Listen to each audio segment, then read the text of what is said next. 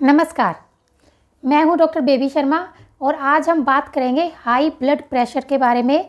Medically जिसके लिए हम एक टर्म यूज़ करते हैं दैट इज़ हाइपरटेंशन। तो आज मैं आपको बताऊंगी कि हाई ब्लड प्रेशर में हाइपरटेंशन के केसेस में कुछ ऐसी आयुर्वेदिक औषधियों के बारे में जिनका रेगुलर यूज करने से आप हाई बीपी से काफ़ी हद तक छुटकारा पा सकते हो, अपने ब्लड प्रेशर को आप नॉर्मलाइज कर सकते हो। लेकिन उससे पहले मैं आपको बताना चाहती हूँ ब्लड प्रेशर के बारे में कुछ बेसिक जानकारी जो आपको पहले ज़रूर पता होनी चाहिए। देखिए, ब्लड प्रेशर क्या होता है और हाइपरटेंशन क्या होता है। ब्लड प्रेशर हमारा जो हार्ट है वो पूरी बॉडी में ब्लड की सप्लाई करता है, ब्लड को पंप करता है।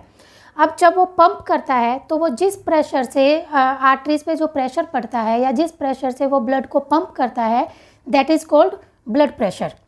अब देखिए, हार्ट आपका एक बार कॉन्ट्रैक्ट होता है, एक बार रिलैक्स होता है। जब भी आप डॉक्टर के पास जाते हो अपना ब्लड प्रेशर चेक करवाने तो जनरली जो मेजरमेंट होती है वो हमारी दो रीडिंग्स में आती है। जैसे कि जो नॉर्मल ब्लड प्रेशर होता है वो होता है हमारा 120/80 mm ऑफ Hg। अब इसमें आपकी दो टर्म्स है, एक है 120, एक है 80। तो जो 120 होता है, जो ऊपर वाला जिसको हम ब्लड प्रेशर बोलते हैं लोकल भाषा में, उसको हम कहते हैं systolic blood pressure SP। Means जब आपका हार्ट कॉन्ट्रैक्ट हो रहा है तब जो प्रेशर एग्जर्ट हो रहा है that is called systolic blood pressure and upper blood pressure. उसके बाद जब हार्ट रिलैक्स होता है यानी हार्ट बीट के बीच में जो स्पेस होता है उस टाइम पे जो प्रेशर होता है आर्टरी वॉल्स के ऊपर that is called diastolic blood pressure DP, जो उसको हम बोलते हैं नीचे वाला ब्लड प्रेशर। तो सिस्टोलिक ब्लड प्रेशर और डायस्टोलिक ब्लड प्रेशर दोनों मिला के कॉमनली हम इसको कहते हैं BP। तो जो हमारा नॉर्मल ब्लड प्रेशर होता है वो होता है 120/80 mm ऑफ Hg। अब हाइपरटेंशन कब कहते हैं, किस लेवल तक कहते हैं। देखिए, हाइपरटेंशन की अलग अलग स्टेजेस होती हैं, जैसे स्टेज 1, स्टेज 2 और फिर जो सीवियर हाइपरटेंशन है उसके केसेस आते हैं। अगर आपका ब्लड प्रेशर 130 से लेकर 140 के बीच में है, मैं यहाँ पे सिस्टोलिक की बात कर रही हूँ, यानी ऊपर वाला ब्लड प्रेशर अगर 130 139 के बीच में है तो हम उसको कहते हैं स्टेज 1। और फिर 140 से ऊपर है वो हो जाता है आपका स्टेज 2, जिसको हम प्रॉपर हाइपरटेंशन कहते हैं। जब हमें पेशेंट की मेडिसिन शुरू कर देनी चाहिए अगर उसका कंटिन्यूसली कई दिनों तक इतना BP रहता है तो, और वो आपके शरीर में कोई प्रॉब्लम क्रिएट करने लग जाता है तो। सीवियर जो हाइपरटेंशन होता है जिसको हम क्राइसिस कहते हैं, अगर आपका ब्लड प्रेशर 180/120 mm Hg से ज़्यादा है तो वो एक मेडिकल इमरजेंसी वाली कंडीशन हो जाती है जिसमें आपको तुरंत हॉस्पिटलाइज होना पड़ सकता है। और कैसे पता चलता है आपको कि हाइपरटेंशन है। देखिए, मोस्टली केसेस में आपके कोई साइन सिम्टम नहीं होते हैं। Even you may have high blood pressure for years without any sign symptoms. कई बार पता ही नहीं चलता है, कई सालों तक आपका ब्लड प्रेशर ज़्यादा रहता है और आप जनरल कोई भी बीमारी समझ के उसका ट्रीटमेंट लेते रहते हो। ये आपका एक साइलेंट किलर होता है लाइक कोलेस्ट्रॉल। जितनी भी हार्ट प्रॉब्लम होती है वो बहुत हाई स्टेज में जाके हमें पता चलती हैं। तो जब हम इसमें आपको क्या क्या साइन सिम्टम देखने को मिलते हैं। देखिए, सबसे पहला जो होता है वो होता है सिर का चक्कर होना। मतलब सिर में पेशेंट को चक्कर महसूस होता रहता है, बेचैनी होती है, घबराहट होती है, नींद कम आती है। ये जितने भी आपके साइन सिम्टम है ये आपके हाई BP के हाइपरटेंशन से रिलेटेड सिम्टम्स है।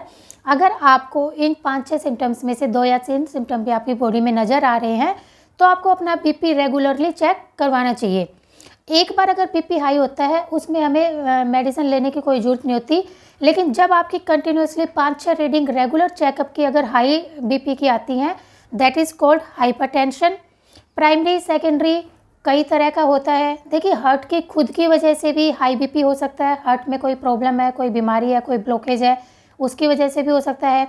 या बॉडी में कोई और प्रॉब्लम हो, लाइक आपके किडनी डिजीज़ है या आपके लंग्स में कोई प्रॉब्लम है, थायराइड की प्रॉब्लम है। कई ऐसी मेडिसिन्स है जिसकी वजह से भी आपको हाई BP हो सकता है। हालांकि पेशेंट का इनसे कोई लेना देना नहीं होता है, ये सिर्फ डॉक्टर के देखने के फैक्टर्स होते हैं। लेकिन एज ए पेशेंट आपको भी थोड़ा बहुत पता होना चाहिए कि मेरी बॉडी में किस चीज़ का ब्लड प्रेशर पे क्या क्या असर पड़ रहा है।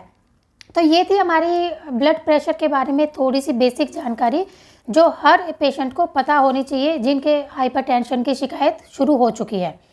अब हम आते हैं इसके ट्रीटमेंट पर। देखिए, आयुर्वेद में किसी भी चीज़ का जो ट्रीटमेंट बताया गया है, किसी भी बीमारी का इलाज में जो फर्स्ट स्टेप बताया गया है वो एक सिंपल सा सूत्र है, निदान परिवर्जनम। निदान परिवर्जनम का मतलब होता है कि जितने भी ऐसे कॉजेज़ जो आपके हाई ब्लड प्रेशर क्रिएट कर रहे हैं, आपको उन सारे कॉजेज़ से छुटकारा पाना है, उनसे दूर रहना है। इसमें बहुत सारे फैक्टर्स होते हैं जिनकी वजह से हाई बीपी होता है। मेनली ये सिर्फ डाइट और लाइफस्टाइल से रिलेटेड प्रॉब्लम है। तो अगर आप अपनी डाइट और लाइफस्टाइल को हेल्दी कर लेते हो किसी हद तक, तो आप बिना मेडिसिन के भी हाई बीपी से छुटकारा पा सकते हो। लेकिन कई बार ऐसा होता है कि कोई रीज़न नहीं होता है कि क्यों है मेरे हाई बीपी। कई बार हेरिडिटरी भी हो जाता है, पेशेंट के ज़्यादा तनाव लेने की वजह से भी हो जाता है, बाकी उसकी बॉडी एकदम नॉर्मल रहती है। तो इसमें फिर हम पेशेंट की मेडिसिन स्टार्ट कर देते हैं। प्रॉपर जो आयुर्वेदिक मेडिसिन हैं वो पेशेंट का कंप्लीट हेल्थ चेकअप करने के बाद दी जाती है, क्योंकि आयुर्वेद में ये एक मेन डिफरेंस होता है एलोपैथी से कि हर एक दवाई हर एक शरीर पे नहीं असर करती है। हर एक बंदे की अलग प्रकृति होती है, कौन सी दवाई उस पर कैसा असर करती है वो सबका अलग अलग हिसाब होता है। लेकिन कुछ मेडिसिन आयुर्वेद में ऐसी हैं जो हृदय बताई गई है, हृदय रोगों के लिए हितकारी बताई गई हैं, उनको आप आज से स्टार्ट कर सकते हो अगर आपको कंटिन्यूअली कई सालों से हाइपरटेंशन की प्रॉब्लम है। तो इसमें सबसे बेस्ट जो बताई गई है वो बताया गया है अर्जुन। अर्जुन को हृदय के लिए सबसे बेस्ट मेडिसिन माना गया है। तो इसको आप किस रूप में यूज़ कर सकते हो? देखिए, सबसे बढ़िया है कि अर्जुन की छाल का चूरन आता है, वो आप एक छोटा छोटा चम्मच लाइक 5 ग्राम 3 to 5 ग्राम की डोज आप इसकी बना सकते हो। सुबह शाम आप गुनगुने पानी के साथ या गुनगुने दूध के साथ इसको कंटिन्यूसली यूज कर सकते हो। ये खाली हाई बीपी नहीं बल्कि और भी कई तरह की हार्ट प्रॉब्लम में भी इसमें का फ़ायदा देखा गया है।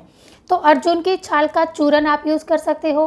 ये सिरप में मिलता है अर्जुनारिस्ट की फॉर्म में। तो आप 15-15 ml सुबह शाम इसको इक्वल अमाउंट ऑफ वाटर मिला के इसमें ले सकते हो, आप यूज़ कर सकते हो।